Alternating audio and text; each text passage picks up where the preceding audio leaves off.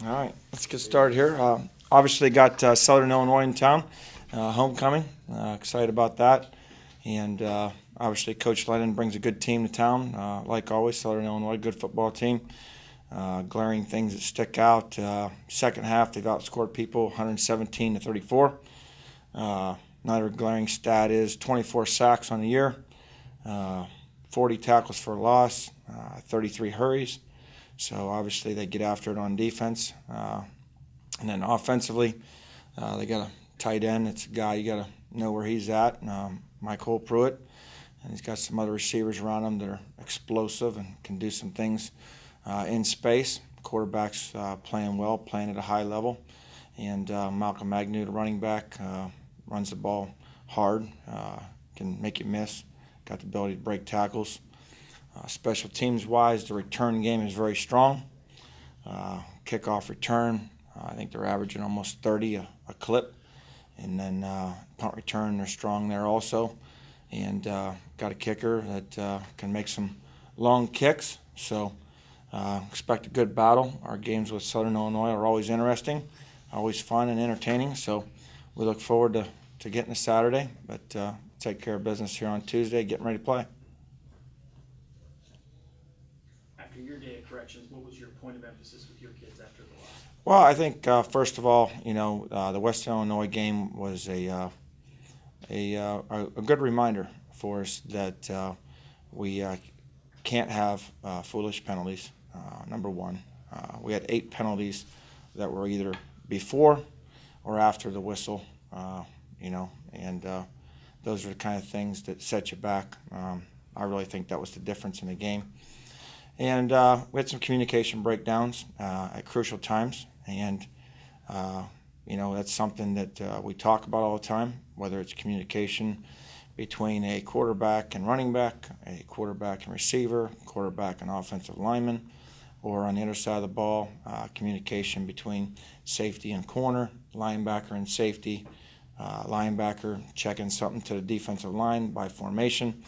It is such a vital part of the game that we've always emphasized it, but I think the touchdowns that resulted were in direct relationship to communication breakdowns, and that's something that you just can't have happen. If you execute what we have called, it's a pretty good call, and you probably got a pretty good chance for success. And we didn't do that. So, but that's the past, and I think it's something that we can look back and say, hey, we learned something here. We beat ourselves, and we know that.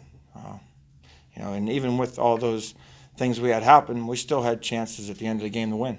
And but unfortunately, we didn't get that done, and I think it was a good lesson for our team. How worrisome is it that literally halfway into the season, you have communication problems of that magnitude? I think the thing is it's not a worrisome thing because this is probably the first time that it's really glaringly showed up as far as being a significant factor. But, you got to communicate to the guy next to you when you're out there playing. And there's certain alignments and certain things that when you're out there playing that you got to talk to one another because we're working together in things that we do. And you just can't assume that Dana knows exactly what you're thinking and sees the same thing that you see. And, it costs us a game. And, I mean, when it costs you a game, there's nothing more important than, a football game right now at this point. And when you lose a game like that, it puts a lot of it's a wake-up call, really, for your team.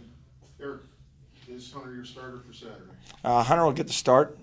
We'll play both quarterbacks, and obviously both those guys can do some things, and got certain things we want to do with certain guys. Could be middle of a drive, middle of a series, or based on down and distance, those type of things. But both those guys will play, and we look forward to it. Does he get the start because of his performance? Had the hot hand, so to speak? He had the hot hand there at the latter part of the game there, and obviously in the second quarter, 2 drives. But that's just kind of where we feel like we're best suited right now. You're at halftime of your season, 6 games down, 6 to go. Where's this team at? Well, I think, we obviously lost a game that we felt like we should have won. So that's disappointing. But, we got one conference loss and one win. But got a tough schedule ahead of us because every team is really good this year, obviously.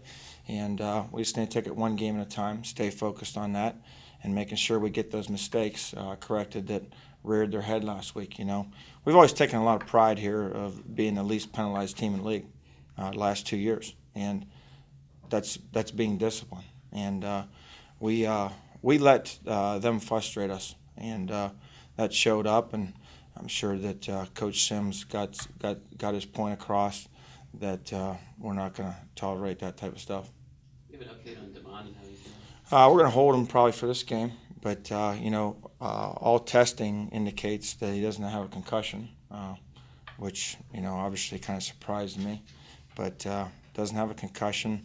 He's got a little bit of a neck strain, and probably just to be precautious because of the situation, what happened when we went out there on the field, and what is the way he looked and just everything that went on. It's probably best bet just to hold him for this game, so just to be safe. For the two kids that were ejected, or do you impose any penalty on them? Will they play this week? Well, they run. I mean, those guys, I got to think about how I want to phrase that. One guy that was ejected was, I guess, not the right call. So that was one. So that was the ruling. And then the other gentleman that was ejected, I'm still trying to track film down because it looked like it was two guys going back and forth. But he did run. But we'll see where that goes. We had the same crew that we had for Duquesne. And you guys know that Strickland got thrown out of that game. And then we obviously got film that showed something different. So same crew we had for Duquesne. Do you like replay? I know it's only been one game, but do you like it? I like it. I think we probably need views on both sides of the stadium. Right now it's strictly on one side from I guess it would be the east side of the stadium. So that way you can see all angles of the ball. Obviously, I challenged the play that I felt like, took 2 steps and the ball came out. And unfortunately, the camera angle from that side was strictly a back view, as opposed to maybe if you had a view from the west side, you could probably see both sides or the same video that you see on film. How daunting do you take the news? He's fine. He's a team player, and that's what he's about. Same way Ricky Davis was when, he ended up getting passed up by Hunter and, moved the receiver. We don't have selfish guys. We have guys that are, selfless and about being a team player. When you make that decision, do you take into consideration, whether the locker room is going to, feel divided or anything like that? I think at the end of the day, obviously certain players are attracted to certain players and they have friends and relationships, but you have to do what's best for the team, and that's what this is about.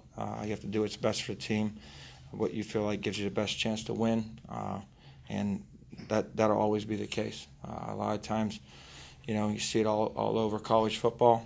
You get partway into your season, quarterbacks are being changed in and out and those kind of things, and you just got to find the right chemistry for your team on the field, because it comes down to one thing: it's about winning. Are you satisfied where you were, like half at the midway point? Are you satisfied? Well, I felt like we gave a game away, so obviously I wouldn't be satisfied by any means, but I know that we have a good team, and we just got to play like we're supposed to, and play with discipline. Our kids played hard. I didn't turn the film on and see guys that weren't playing hard and hustling and, probably playing too hard, playing a little bit after the whistle. But, hey, it's a learning lesson. Chalk it up to that and be ready to move on.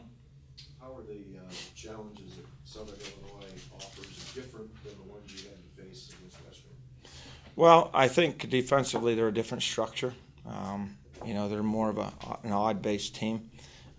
So they have a 3-man front with 2 linebackers that are on the line of scrimmage sometimes, and sometimes they're not. And then they play completely different coverages than Western Illinois did. And then offensively, there's there's some similarities to the stuff that we do and some of the stuff that we've seen in the past. So there is some carryover there. But you know, I think the thing is they're a good team. You know, and we've always had really good games with them that are tough, hard-fought games, and that's what you would expect. Stephen Page ready to go for this week? Stephen Page will be ready to go. You know, he had a concussion last Wednesday during practice, or Tuesday. It was Tuesday. He got a concussion on Tuesday, so he went through all his testing to get back, and he's good to go. So, but Cole Newsom stepped in and did some good things. Freshman, played center and didn't have any glaring problems there up front. So that was good to see. Is Pruitt the best tight end in the conference? Oh yeah, by far. He's really good. What's he do? I mean, he's a guy who can stretch the field. You know, he creates mismatches there. He's got a lot of confidence, and they have a lot of confidence in him. But you know, the thing is you can't just always be narrowed down on him, though, because then they'll make you pay somewhere else on the other side of the field too. So you got to be conscious of that. Can he play at the next level? Oh yeah. I mean, special teams, you've had a lot of mistakes this year. Then. You know, I think the thing is you know, obviously the fake punt was a big part of the game, and you know, we were probably being too greedy, trying to get another big return like we had earlier in the game with Jelani, and need us to commit more guys to obviously not be as greedy there. Just try to commit a couple more guys to making sure that we don't get a fake ran on us. But you know, lesson learned, and I don't expect to see that happen again. Talking about special teams, you mentioned how dangerous their return guys are, especially on kickoff. So you talk about the concerns. Well, you know, we talked about just on our kickoff team staying in our lanes. You know, they're always trying to double team some of your guys. Specifically, they change it up every week who they're going to try to double team. They identify who they think your best players are, and they try to get double teams on those guys. But, you know, our kickoff team's done a good job this year. They've run down the field and made plays. Obviously, Joey's done a good job of kicking the football.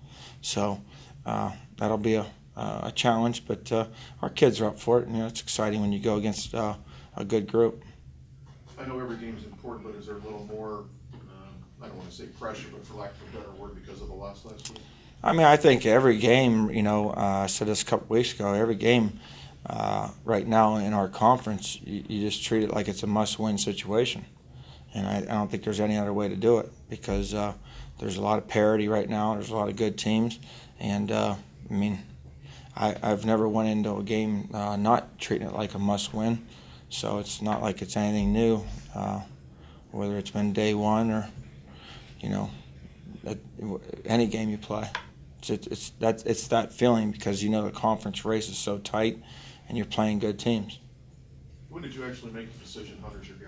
I mean, for this week. I mean, let me rephrase that. Is he your guy, or is this a game by game? Well, we're going to still play both quarterbacks. I mean, he's just starting. You know, I mean, like last week we started Dante for 2 series, and we said the third series of the ball game, Hunter's going in. You know, so I mean that was like already planned, and then we were going to go back, obviously back to Dante, but he went in and had 2 scoring drives, so we just felt like we rode him out there for the rest of the game in that situation. How important is it to have senior leadership in times where you may be coming off a tough loss at home? You know, got to make sure guys get focused. We addressed that. We addressed it on just the other day. Coach Brian addressed it in the defensive meeting room yesterday. You know.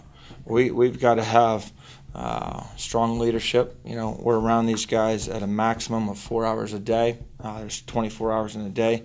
You know, and you know our kids will bounce back. They were down yesterday, and that's understandable. That's our job as coaches to get them back up, and they'll respond well. It's important to them, and it's as clear as day what they need to do. You know, hey, don't beat yourself.